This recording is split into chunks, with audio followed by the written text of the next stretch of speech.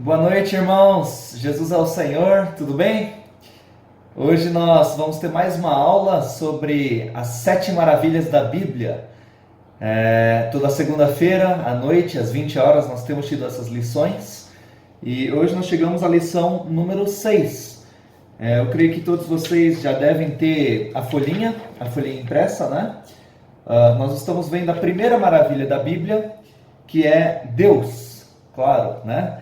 E nós estamos vendo vários atributos, várias características de Deus. Quem é Deus? Claro, em 7 lições sobre Deus nós não conseguimos ver tudo. A gente só consegue raspar a superfície, né? Nem isso direito sobre tudo que Deus é, tudo que Deus tem. Mas essas lições são muito preciosas, tem sido muito bom, né? E nós temos visto muitas coisas sobre Deus. Nós vemos o propósito de Deus, nós vemos a economia de Deus, a criação de Deus, o amor de Deus. Também vimos que Deus é triuno. E hoje nós chegamos à lição número 6 sobre Deus. E o tema de hoje é a justiça de Deus. Então, semana passada nós vimos sobre o amor de Deus. E hoje nós vamos ver outro atributo divino, ou outra coisa que Deus sobre a justiça. Deus é justiça, Deus é justo. Então nós vamos estudar um pouco mais sobre a justiça de Deus. Olha, assim como todas as outras lições, os outros assuntos, tanta coisa que nós podemos desfrutar e ler e, enfim, estudar sobre esses assuntos, que a gente não consegue fazer tudo isso numa lição só, né? Então hoje é apenas um resumo, nós só vamos tocar alguns pontos principais dentro desse assunto. E como sempre, eu não vou ler a folhinha, tá? Vocês têm a folha, vocês podem ler a lição depois. Tem muitos versículos aqui do lado também. Mas hoje eu vou só ler alguns desses versículos e nós vamos falar um pouco sobre a justiça de Deus. Amém? Então que o Senhor possa falar com todos nós, que o Senhor possa nos revelar mais sobre a sua justiça. Amém? Bom, a primeira coisa que nós vamos ver é que o reino de Deus tem tudo a ver com a justiça de Deus. Vamos ler primeiro Salmos 89:14. Salmos 89:14. Aqui diz o seguinte: justiça e direito são o fundamento do teu trono, graça e verdade te precedem. Então aqui nós vemos que a justiça é o fundamento do trono de Deus. Ou seja, o reino de Deus é estabelecido na justiça de Deus.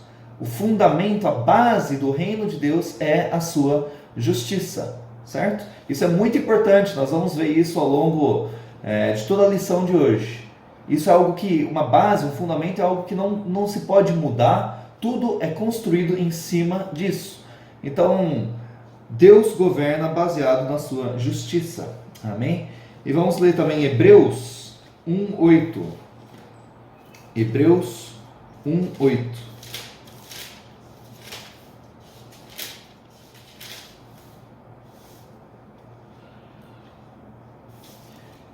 Mas acerca do Filho, o teu trono, ó Deus, é para todo sempre, e cetro de equidade é o cetro do seu reino. Então nós vemos que o trono de Deus, o reino de Deus dura para sempre, e o seu cetro, o cetro do seu reino, é um cetro de equidade. Ou também, em algumas versões da Bíblia, é traduzido como cetro de justiça. Então nós vemos que o trono de Deus está estabelecido, está fundamentado na justiça, e o seu cetro também, que ele usa para governar, também é um cetro de justiça, certo? E o reino de Deus não apenas está baseado na justiça, é construído em cima da justiça, o reino de Deus é a própria justiça. E isso nós vemos em Romanos 14:17, um versículo bem conhecido. Romanos 14:17. Aqui diz: porque o reino de Deus não é comida nem bebida, mas justiça e paz e alegria no Espírito Santo. Então, o reino não está apenas baseado, fundamentado na justiça, o reino é a justiça. O reino de Deus é justiça, alegria e paz. Amém? E aí vamos ler também 2 Pedro 3,13. Olha, hoje nós vamos ler bastante versículos, tá? Então tem que ser rápido aí. Anotem os versículos no caderno de vocês, porque assim, com mais tempo, com mais calma, vocês podem ler todos os versículos, ok? 2 Pedro 3,13. Nós vimos que o reino de Deus é justiça. E aqui, em 2 Pedro 3,13, nós vemos também, aqui diz o seguinte: nós, porém, segundo a sua promessa, esperamos novos céus e nova terra, nos quais habita a justiça. Então, irmãos, o reino de Deus hoje é justiça, mas quando o Senhor Jesus voltar, trouxer a manifestação do reino, né, o reino se manifestar, e quando nós tivermos a nova Jerusalém, novos céus e nova terra, ali vai habitar a justiça. E essa é a nossa esperança, irmãos. Aqui fala que nós esperamos novos céus e nova terra. Irmãos, a justiça é algo que todos procuram. Até os incrédulos hoje procuram justiça, né? Existe o governo, tem o seu sistema de justiça, o sistema judiciário, né? Nós temos as leis que procuram trazer a justiça para o homem. Se alguém se sente injustiçado, o que ele faz? Ele pode ir para um tribunal, né? Recorrer à justiça, enfim, o homem tem o seu sistema humano de justiça. Mas nós sabemos que esse sistema é falho, tem muitos defeitos, então o homem constantemente está procurando por justiça. O homem luta por justiça. E é por isso hoje que existem tantas causas também, causas aqui nessa terra. Especialmente os jovens se envolvem com causas políticas, causas sociais, causas econômicas, causas, enfim, lutando por alguma causa nessa terra que vai procurar justiça, que vai procurar trazer o que é justo para essa terra. Então as pessoas lutam contra a desigualdade, lutam contra a injustiça, lutam contra o maltrato aos animais, lutam contra tantas coisas, porque procuram um mundo mais justo. Mas, irmãos, nós como filhos de Deus, por mais que essas causas, tenham muitas causas que parecem ser boas, atraem o homem, nossa motivação, nós somos motivados para lutar por essas coisas, mas, irmãos, esse mundo, por mais que a gente lute por esse mundo, é um mundo que jaz no maligno, é um mundo corrupto, é um mundo cheio de pecado. Não adianta nós lutarmos e nós nos entregarmos para essas causas terrenas. Todos nós, sim, queremos justiça, mas a justiça habita no reino de Deus, habita nos novos céus e na nova terra. Então, irmãos, nós precisamos lutar pelo reino de Deus. Você quer lutar por uma causa? Lute pelo reino de Deus, que é justiça. Se nós, irmão, nós não podemos perder o nosso tempo, não podemos ser distraídos com as coisas dessa terra, brigando, lutando por causas políticas, nos dividindo. Hoje nós vemos o mundo está tão polarizado, defendendo um lado, defendendo o outro. Todo mundo acha que está certo, mas, irmãos, não é isso que deve nos mover. O que deve nos motivar é a justiça de Deus, não a do homem. E a justiça de Deus habita no reino de Deus, no novo céu e na nova terra. Essa é a nossa esperança. Então, graças ao Senhor, vocês que estão no SEAP, vocês estão se consagrando para lutar, não por coisas humanas, não pelas suas próprias vontades. Vocês estão aí para lutar pelo reino de Deus, pela justiça de Deus. Louvado seja o Senhor. Que isso sempre possa nos governar, possa sempre guiar o nosso viver. Amém? Bom, então nós vimos que Deus reina por meio da sua justiça. Isso é importante porque nós vamos ver agora na lição que o homem foi condenado por causa da justiça de Deus, mas o homem também foi salvo por causa da justiça de Deus. Então, nós vamos ver na lição de hoje que todo o evangelho, desde a queda do homem, até na condenação do homem, até a salvação do homem, está pautado na justiça. O evangelho de Deus é revelado através da justiça de Deus. Amém? Então, primeiro vamos falar sobre a queda do homem e a condenação do homem. Não vou entrar em detalhes, nós conhecemos a história. O homem, ali no Jardim do Éden, desobedeceu a Deus, comeu da árvore do conhecimento do bem e do mal, e com isso o pecado entrou no homem, a morte entrou no homem. E Deus, que é um Deus justo, não pode aceitar essa condição. Ele precisou condenar o homem. Por mais que Deus amasse o homem, Deus é amor. Mas por mais que Deus amasse o homem, Deus também é justiça. Deus precisou ser justo e condenar o homem. Então vamos ler alguns versículos que falam sobre isso.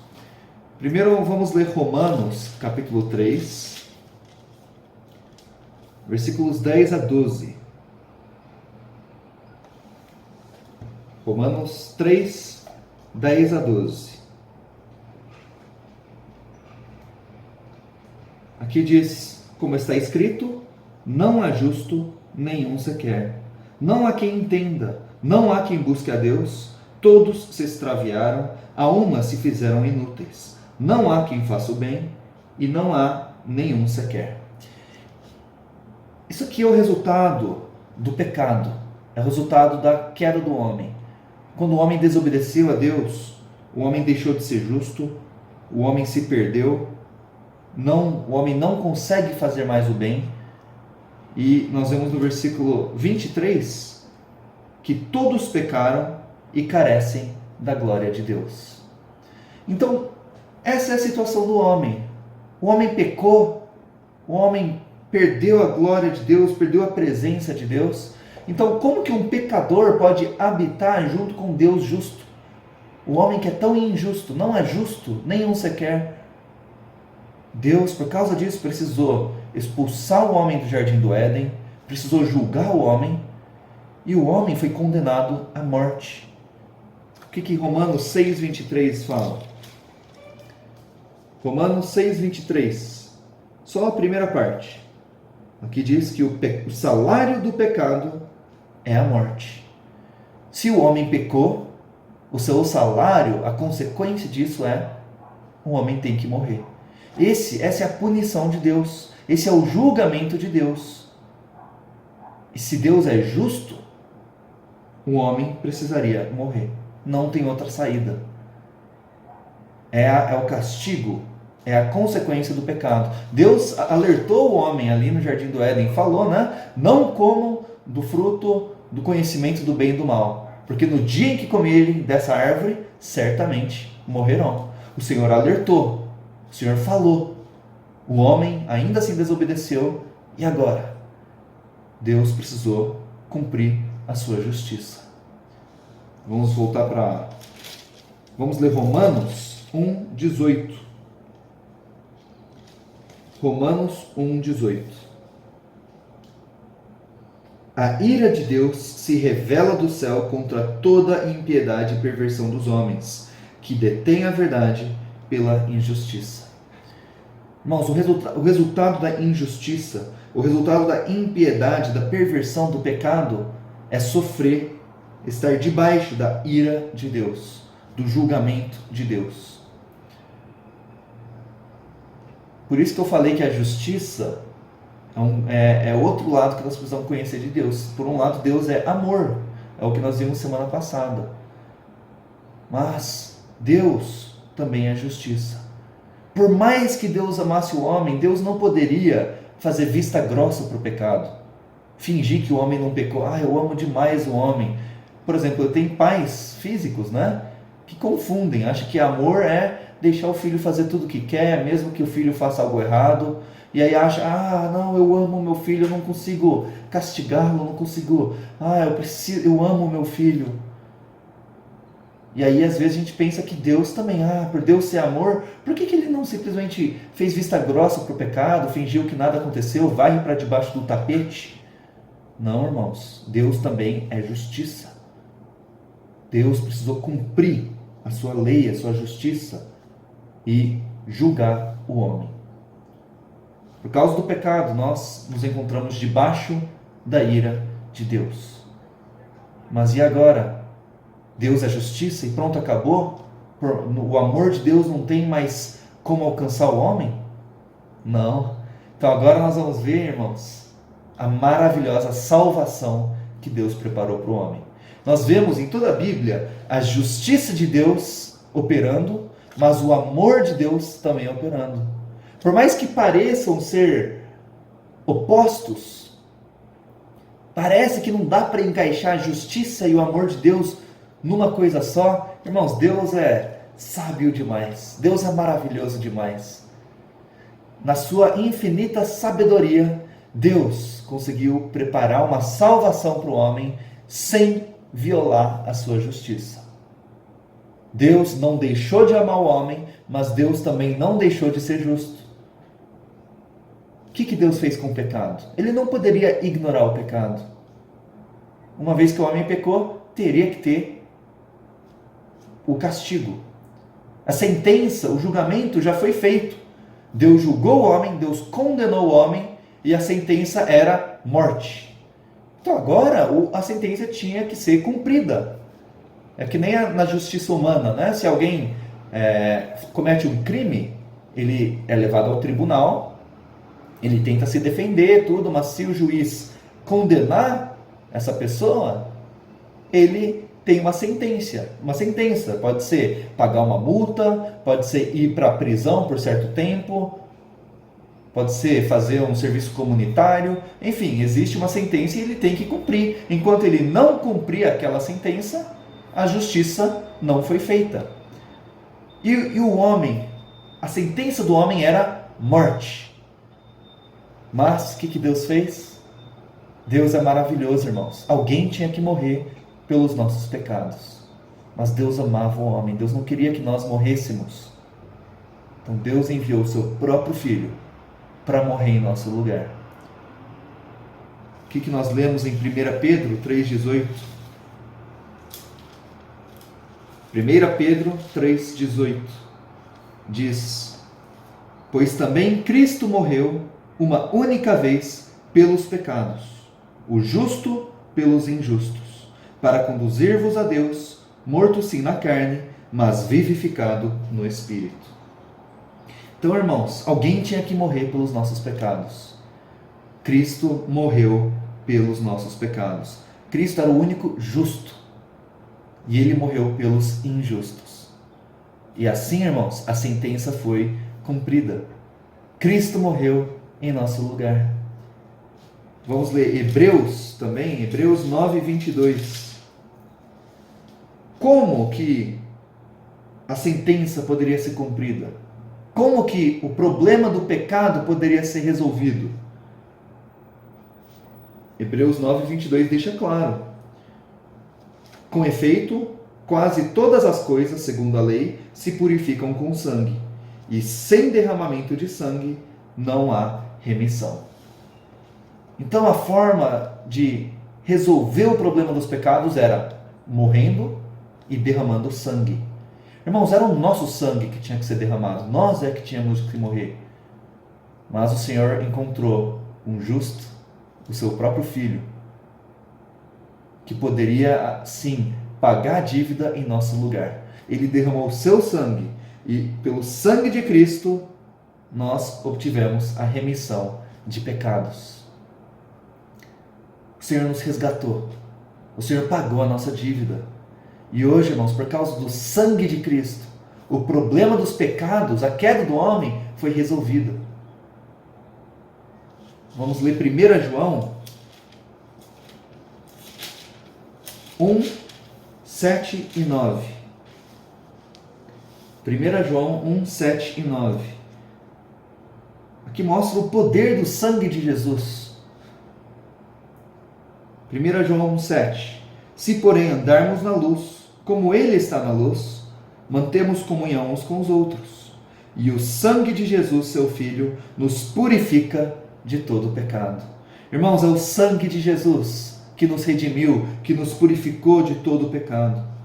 E olha o versículo 9: se confessarmos os nossos pecados, Ele é fiel e justo para nos perdoar os pecados e nos purificar de toda injustiça. Irmãos, nós estávamos cheios de injustiça, cheios de pecado. Nossa sentença, nossa condenação era morrer. Essa era a justiça de Deus. A lei de Deus decretou: precisávamos morrer. Alguém tinha que pagar essa multa, essa dívida, essa sentença. Quem pagou? O Senhor Jesus. E quando Ele fez isso, Ele cumpriu toda a justiça. A justiça foi feita, irmãos. A sentença já foi cumprida. A dívida já foi quitada. Hoje, Deus não pode mais vir nos cobrar. Cadê a sua morte? Cadê a sua dívida por causa do seu pecado? Não, porque o Senhor Jesus já pagou tudo na cruz. E aí, irmãos, os nossos pecados, nós podemos confessar. Fala, se confessarmos os nossos pecados, Deus é fiel e justo para nos perdoar os pecados e nos purificar. Quer dizer, hoje, irmãos, a justiça de Deus garante a nossa salvação, garante o nosso perdão de pecados. Se um dia nós pecarmos, irmãos, nós podemos confessar o pecado, nos arrepender diante do Senhor, e sabia, Deus é obrigado a nos perdoar. Se tivermos um arrependimento real, se realmente confessarmos, pedimos pelo sangue do Senhor, Deus é obrigado a nos perdoar. Satanás muitas vezes vem nos condenar, vem nos atacar, nos acusar, falando, olha o que você fez. E Satanás tenta nos derrubar, nos jogar lá para baixo, nos fazer sentir mal. Olha o que você fez, você pecou, Deus não te ama mais. Você está longe de Deus. Irmãos, baseado na Bíblia, na palavra de Deus, não devemos aceitar essa acusação do diabo. Porque a Bíblia garante que se confessarmos os nossos pecados, Deus é fiel. Ele é fiel à sua palavra. E Deus é justo para nos perdoar. Ele não pode cobrar uma dívida que já foi paga. Isso seria ser injusto. Deus não pode nos condenar de novo se a sentença já foi cumprida. Então, a justiça de Deus nos garante o perdão de pecados. Louvado seja o Senhor, irmão, sabe? Quando nós nos sentimos acusados, nós podemos até orar e ler esse versículo e, com ousadia, até cobrar de Deus, exigir de Deus, Senhor, Tu és obrigado a me perdoar. Baseado na Tua palavra, eu tenho o Teu sangue, eu tenho a Tua palavra, o Senhor é fiel e justo, então o Senhor tem que me perdoar. Essa é a justificação. O sangue de Cristo nos justifica. Vamos ler Romanos 5:9. Romanos 5:9. Nós vimos, né? Em Romanos 1:18 que estávamos debaixo da ira de Deus. Mas nós somos salvos da ira. Romanos 5:9 diz, logo, muito mais agora, sendo justificados pelo seu sangue, seremos por ele salvos da ira. O que nos justifica? É o sangue de Cristo. O que é justificação? Justificação, irmãos, quer dizer ser aprovado por Deus segundo o seu padrão de justiça. Deus tem um padrão, a sua justiça. Por esse padrão nós havíamos sido condenados, mas Deus enviou o seu Filho, Jesus, que derramou o seu sangue por nós na cruz, e por causa disso, hoje nós somos justificados. Segundo esse mesmo padrão de justiça, nós somos aprovados por Deus. Isso não é mérito nosso, irmãos. Não é algo que nós fizemos, a nossa bondade, a nossa capacidade, o nosso esforço. Não. O que nós fizemos foi pecar e nos afastar de Deus. Mas Deus, na sua misericórdia, com o seu amor, na sua graça, veio e se entregou por nós. Cristo nos salvou, nos alcançou, e assim nós somos justificados. A justificação, irmãos, não é obra nossa. Nós não fizemos nada para merecer essa salvação. A justificação é pela fé. É pela graça. Nós recebemos isso de forma gratuita, sem merecer. Isso também está em Romanos. Na verdade, irmãos, Romanos, olha, do capítulo 1, Romanos 1,18 até o 3,20, fala da condenação do homem, segundo a sua justiça. A justiça de Deus, desculpa. Então, Romanos 1,18 a 3,20 mostra que Deus, sendo justo, precisou condenar o homem. Não tem como discutir com Deus, não tem como a gente se defender diante de Deus, não tem nada que a gente possa fazer para resolver o nosso problema diante de Deus. Nós estamos condenados debaixo da justiça de Deus por causa do pecado. Mas aí, a partir do 3:21, Romanos 3:21 até Romanos 5:11, nós vemos a salvação. Nós vemos o outro lado. Vemos a justificação. Então, irmãos, nós fomos condenados segundo a justiça de Deus, mas agora nós somos justificados também segundo a justiça de Deus. Louvado seja o Senhor. Então eu queria ler alguns versículos dessa seção de Romanos 3:21 a 5:11, desculpa, que falam sobre a justificação. Claro, não vou ler tudo, vocês podem ler esses capítulos todos depois. Na verdade, irmãos, Romanos inteiro fala da justiça de Deus. Romanos fala do Evangelho de Deus. É uma epístola maravilhosa. Nós estudamos essa epístola alguns anos atrás, né? Então, eu não vou ler tudo, só vou ler alguns versículos que mostram a justificação. Vamos ler primeiro Romanos 3:21 e 22. Aqui diz: mas agora, sem lei, se manifestou a justiça de Deus testemunhada pela lei e pelos profetas.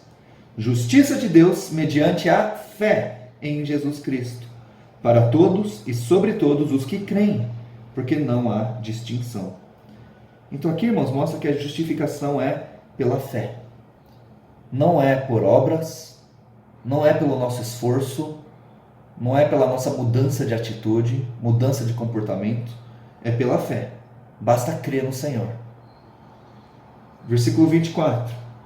Sendo justificados gratuitamente por sua graça, mediante a redenção que há em Cristo Jesus. Então nós vimos também que a justificação é pela graça. Ou seja, Deus quis dar isso para o homem. Deus quis fazer. Não é merecimento nosso. Deus simplesmente nos amou. Não dá para entender esse amor. Deus simplesmente teve misericórdia de nós e nos alcançou com sua graça e nos justificou. Não foi nada que a gente fez. Nós simplesmente cremos e recebemos tudo isso de graça. E vamos ler também o versículo 26, que fala: tendo em vista a manifestação da sua justiça no tempo presente, para ele mesmo ser justo e o justificador daquele que tem fé em Jesus. Mais uma vez vemos a questão da fé. Romanos 5:1 também trabalha a questão da fé. Justificados, pois, mediante a fé, temos paz com Deus por meio de nosso Senhor Jesus Cristo. Então, irmãos, aqui não tem dúvidas, nós somos justificados pela fé. Essa é a verdade que Deus revelou para Martinho Lutero. Antes, na Igreja Católica, cria-se que a justificação era por obras. Ou seja, você tinha que se esforçar, tinha que pagar um preço, tinha que fazer alguma coisa para receber o perdão de pecados e ser justificado. Mas Martinho Lutero, lendo Romanos, ele viu que não é por obras, não é pelo que nós fazemos, não é nosso merecimento, é pela graça, é pela fé. Amém? Eu queria voltar também e ler novamente Romanos 3:26, que aqui mostra duas descrições, dois títulos de Deus. Isso é maravilhoso. Aqui diz que Deus é, primeiro, o justo e também o justificador. Deus é justo e Deus também é o nosso justificador. Por um lado, irmãos, Deus é justo, ele tem que aplicar a justiça. Então, o homem pecou, tem que ser condenado, tem que morrer. Essa é a justiça de Deus. Deus é justo, ele não consegue fugir disso. Se Deus abrisse mão da sua justiça, se Deus fizesse uma vista grossa para o pecado, Deus perderia toda a base do seu trono, do seu reino. Mas Deus também é amor, como nós vimos semana passada. Deus amou o homem. Por mais que Deus tivesse que condenar o homem, Deus não queria perder o homem. Então o que Deus fez? Deus também justificou o homem por meio da sua morte na cruz. Mas Deus, olha só, Deus não precisou deixar de ser justo para ser o justificador. E Deus também não conseguiu ser o justificador apenas ignorando a sua justiça. Não. Eu queria ler um texto que descreve muito bem esses dois lados. Por um lado, Deus tem que aplicar a justiça, sendo justo, mas por outro lado, Deus trouxe a salvação, sendo justificador. O texto diz o seguinte: se para nos perdoar, Deus se tornasse indiferente ao pecado e abrisse mão do seu papel de juiz, seu caráter estaria profundamente comprometido. Mas Deus não deixou sua justiça de lado. Ele nos julgou na pessoa do seu próprio Filho. A cruz não representa uma acomodação entre a ira e o amor de Deus. Ela não satisfaz apenas metade de cada um. Pelo contrário, satisfaz a ambos plenamente e no mesmo ato. Na cruz, a ira e o amor de Deus foram ambos vindicados, demonstrados e expressos com perfeição. Ambos resplandecem e são satisfeitos na totalidade. A cruz é uma demonstração tanto da justiça de Deus quanto do seu amor justificador. Irmãos, é maravilhoso. Essa é a sabedoria perfeita de Deus, sabedoria infinita de Deus. A cruz realmente é um símbolo perfeito da ira de Deus, da condenação do pecado, da justiça de Deus, do castigo, que o Senhor Jesus morreu e cumpriu toda a justiça. Pagou o preço do pecado. Mas, por outro lado, a cruz, além de demonstrar a ira, a cruz também demonstra todo o amor de Deus e o amor justificador, salvando o homem, resgatando o homem. Olha, nenhum de nós conseguiríamos fazer algo tão perfeito. Ira e amor parece ser totalmente oposto. E parece que para juntar os dois tem que realmente, como falou aqui, ser uma acomodação. Nem lá nem cá. 50% cada um. Ninguém está totalmente feliz, mas também ninguém fica muito triste. Não. Deus conseguiu cumprir 100% da sua ira, da sua justiça, da condenação do pecado e 100% do seu amor. Queria ler mais alguns versículos que falam sobre essa justificação maravilhosa. Romanos 5, 17 a 21. 5, 17 a 21. Se pela ofensa de um e por meio de um só reinou a morte, muito mais os que recebem a abundância da graça e o dom da justiça reinarão em vida por meio de um só, a saber, Jesus Cristo. Pois assim como por uma só ofensa veio o juízo sobre todos os homens para a condenação, assim também por um só ato de justiça veio a graça sobre todos os homens para a justificação que dá vida. Porque, como pela desobediência de um só homem, muitos se tornaram pecadores, assim também por meio da obediência de um só, muitos se tornarão justos. Sobreveio a lei para que avultasse a ofensa. Mas onde abundou o pecado, superabundou a graça, a fim de que, como o pecado reinou pela morte, assim também reinasse a graça pela justiça para a vida eterna, mediante Jesus Cristo, nosso Senhor. Irmãos, a obediência de Cristo, um ato de justiça de Cristo, trouxe a vida, trouxe a justiça, trouxe a graça, nos salvou. Nós somos justificados por causa da obra de Cristo na cruz, da sua obediência até a morte. Louvado seja o Senhor. Como que a gente sabe, irmãos, que a morte de Cristo de fato realmente nos justificou? Realmente pagou toda a dívida que nós tínhamos para com Deus? Nós sabemos porque Cristo ressuscitou. Vamos ler Romanos 4:25. Aqui está a prova, irmãos, de que deu certo. A morte de Cristo foi efetiva. Romanos 4:25. O qual foi entregue por causa das nossas transgressões e ressuscitou por causa da nossa justificação. O fato de Cristo ter ressuscitado é a prova de que nós somos justificados. É a prova de que Deus aceitou a morte de Cristo por nós. Tem um exemplo muito bom que o irmão Ezra deu quando a gente estava estudando Romanos. Então eu vou ler a passagem do alimento diário que dá um exemplo ilustrando esse versículo, tá bom? Como que a gente sabe que Deus realmente nos perdoou, Deus realmente aceitou a obra por nós na cruz? Então eu vou ler esse trecho do alimento diário, que diz o seguinte: digamos que você tem uma dívida enorme e encarrega alguém de pagá-la pessoalmente, levando o dinheiro até o credor para pegar de volta a promissória assinada por você. Então, imagina que você está devendo uma quantidade enorme. Imagina que, na verdade, essa pessoa falou assim: olha, se você não pagar a dívida, eu vou te matar. Ok? Imagina que é alguém aí da máfia, alguma coisa assim, certo? Então você manda alguém para pagar essa dívida, para você não morrer, certo? Senão, sua vida está em jogo.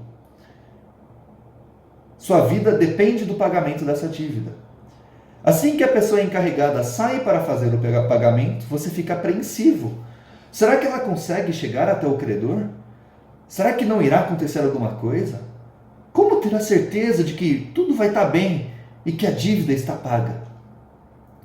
Somente quando o emissário voltar trazendo a nota promissória quitada, assim você vai saber. Enquanto isso não acontecer, você não terá certeza de que o credor aceitou o pagamento. Certo? Você manda a pessoa... Claro, hoje tem WhatsApp, né? Mas enquanto a pessoa não mandar uma mensagem para você, tá tudo ok. Ou a pessoa não voltar em pessoa da viagem, falou que tá tudo ok, você não vai ficar tranquilo, né? Olha, da mesma sorte, da mesma forma, quando o Senhor morreu e foi para o Hades, Ele foi para pagar nossa dívida. O universo inteiro parou, prendeu a respiração na expectativa do que aconteceria. Enquanto Ele não voltasse, ninguém poderia ter certeza de que a dívida foi de fato quitada. Mas no terceiro dia aconteceu algo maravilhoso. Jesus voltou da morte. Ele ressuscitou. Isso quer dizer que a dívida foi paga. Aleluia. Irmãos, o fato de Cristo ressuscitar, ter voltado ali do Hades, mostra que a sua morte foi aceita por Deus. E Deus ressuscitou, falou: olha, está tudo ok. Nota promissória quitada. Está aqui o recibo. Louvado seja o Senhor. Irmãos, dessa forma nós somos justificados. E uma vez justificados, uma vez o problema do pecado foi resolvido, nós podemos desfrutar da justiça de Deus de uma nova forma.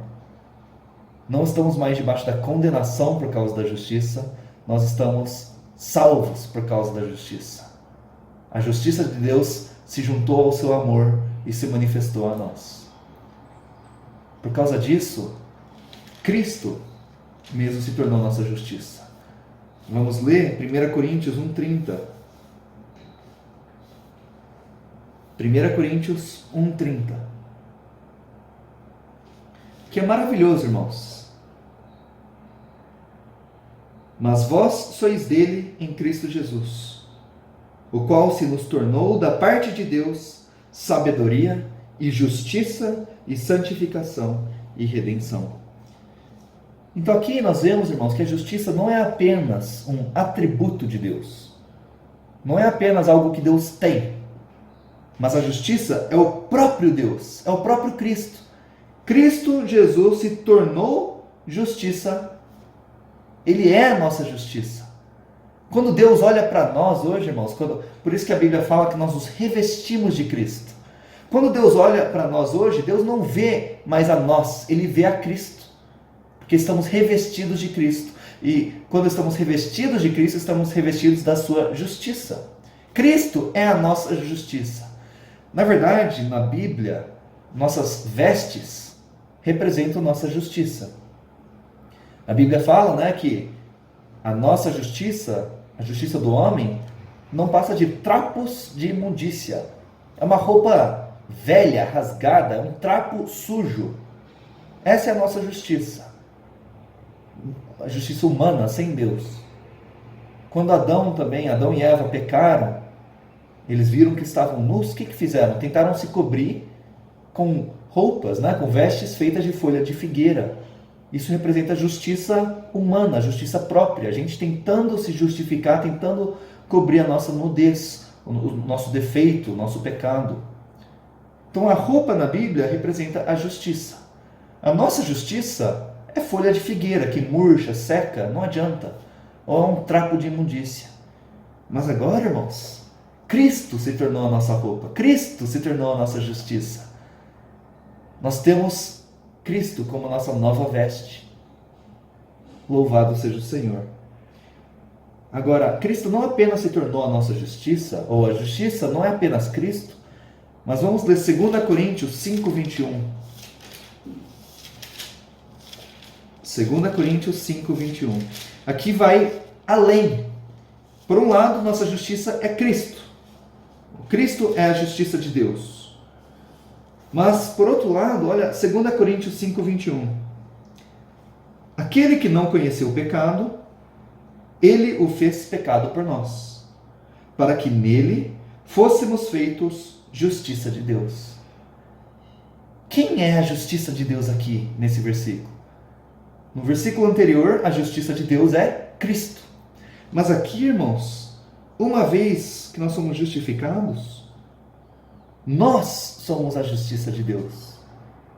Então, irmãos, maravilhoso. Essa é a obra completa de Cristo na cruz. A obra de Cristo na cruz nos justificou, nos fez justos, mas hoje não somos apenas justos, nós somos a própria justiça de Deus. Então, Deus é justo, hoje, por causa de Cristo, nós somos justos, Cristo é a justiça, e hoje também nós somos justiça de Deus. Irmãos, isso é maravilhoso. Isso não é obra nossa, não é merecimento nosso, não é capacidade nossa, isso é obra de Deus. Essa é a justificação. Por isso, irmãos, para terminar, o último versículo que eu queria ler é Romanos 1,17.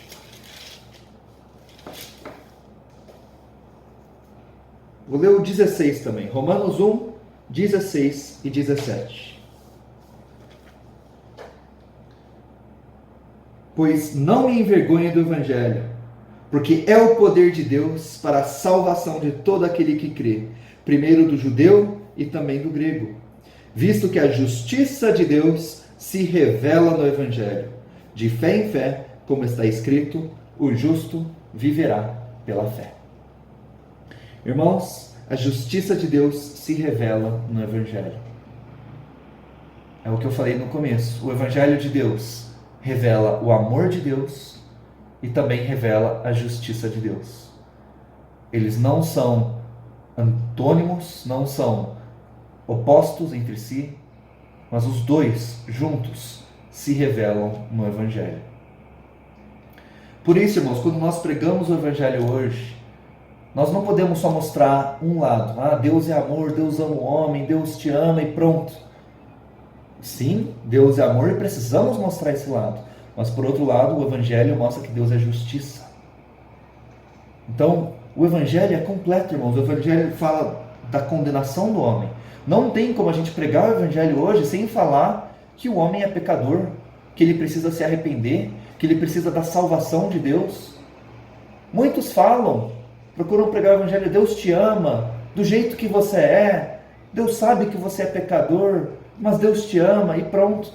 Aí a pessoa acha que consegue buscar a Deus, se converter sem se arrepender dos pecados, vivendo ainda no pecado. Não, Deus também é justiça.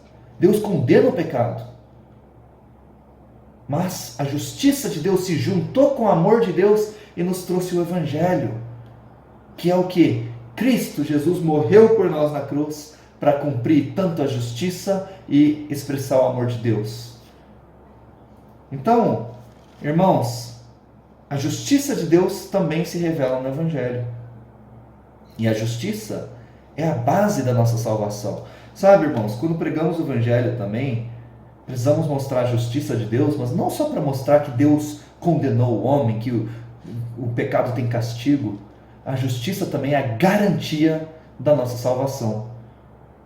O Evangelho é poderoso, é o poder de Deus, porque ele é baseado na justiça. Então eu queria ler mais alguns trechos, tá? Eu queria ler uma passagem do estudo Vida de Romanos, que resume muito bem essa parte. Ele fala o seguinte: o Evangelho é poderoso porque a justiça de Deus se revela nele. João 3,16 mostra que a salvação vem do amor de Deus. E Efésios 2,8 diz que a salvação vem pela graça. Mas o amor nem a graça estão relacionados à lei. Deus não é obrigado por lei a nos amar ou a nos dispensar graça. Mas, porque Cristo já cumpriu todos os justos requisitos da lei, Deus é obrigado pela sua justiça a nos salvar. Nada é mais sólido e fidedigno que a sua justiça. Ela é a nossa segurança eterna. Então, a Bíblia mostra que o Evangelho, a salvação, vem de várias formas. Por um lado, realmente, a salvação vem do amor de Deus. Porque Deus amou o mundo de tal maneira, Ele entregou o seu Filho unigênito. Então, o Evangelho, a salvação vem do amor de Deus. E Efésios 2,8, que é citado aqui também, vou ler rapidinho, fala, porque pela graça sois salvos, mediante a fé. E isso não vem de nós, é dom de Deus. Então, a salvação também vem da graça. Mas, irmãos, a salvação, o amor, nem a graça, não é uma base suficiente para garantir a salvação eterna. Se a salvação viesse só do amor, nós poderíamos duvidar da salvação eterna, porque um dia a gente sente o amor de Deus, outro dia a gente já não sente. E aí? E no dia em que eu não sinto o amor de Deus, será que eu ainda estou salvo? Imagina, humanamente falando aqui, imagina que eu sou um tirano, tá? Alguém muito mal mesmo, e eu decido matar as pessoas que eu quero, assim. Ou digamos que um dia você me ofendeu e eu falo assim, você vai morrer. E é por causa da sua ofensa. Mas aí, outro dia eu acordo, e eu acordo assim com um certo amor no coração. Eu fico com dó de você e falo, não, quer saber? Pode deixar. Eu não vou te matar, eu sou uma pessoa amorosa, eu não vou te matar. Ufa, aí você pensa, que bom, eu estou caindo nas graças desse homem, né, do Daniel. Daniel não vai mais me matar, ufa, pronto, ele me ama agora, não sei o que eu fiz, ou digamos que você tenta me agradar, né, e aí eu conquistou o meu amor, eu decido não te matar mais. Mas no dia em que você me ofender de novo, ou no dia em que eu deixar de te amar, te olhar com uma cara torta, quem disse que você está salvo? Eu posso querer te matar de novo. Então, se Deus nos trouxe essa salvação só baseado no seu amor, claro, irmãos, o amor de Deus é muito diferente do amor humano. Essa comparação é só para ilustrar, tá? Mas nós poderíamos pensar que, se um dia Deus deixar de me amar, Ele pode me castigar, né? Então, o amor não é uma base sólida o suficiente para a nossa salvação. Da mesma forma, a graça não é uma base sólida o suficiente. A graça é o quê? É um presente. Então, digamos que um dia eu queira dar um presente para vocês. Eu posso dar. Um dia, se eu deu na telha, me deu à vontade, eu dou um presente. Você não fez nada para merecer, não é um pagamento, não é um salário, não é uma recompensa, sim, mas é algo que eu quis dar, é de graça. Então, se um dia eu quiser dar um presente, eu dou. Se um dia eu não quiser dar, eu não dou. Então, a graça e o amor, tá vendo como pode ser instável? Se Deus nos ama um dia, ok, Ele nos salva. Se Deus quer nos dar graça um dia, Ele nos dá. Mas se um dia Deus, imagina que Deus acordasse de mau humor, nossa salvação, e aí, estaria garantida? Não sei. Irmãos, a base, o sólido fundamento da nossa salvação é a justiça de Deus. Porque a justiça é a lei. Você imagina que eu sou julgado num tribunal e aí eu sou obrigado por lei, digamos que você me processe, tá? Eu te faço algum mal, você me processe e aí o juiz decidiu, falou assim, olha, pelo resto da vida o Daniel tem que pagar R$ 1.000 por mês para essa pessoa. Essa é a sentença. Então, pelo resto da vida eu preciso pagar R$ 1.000 para você.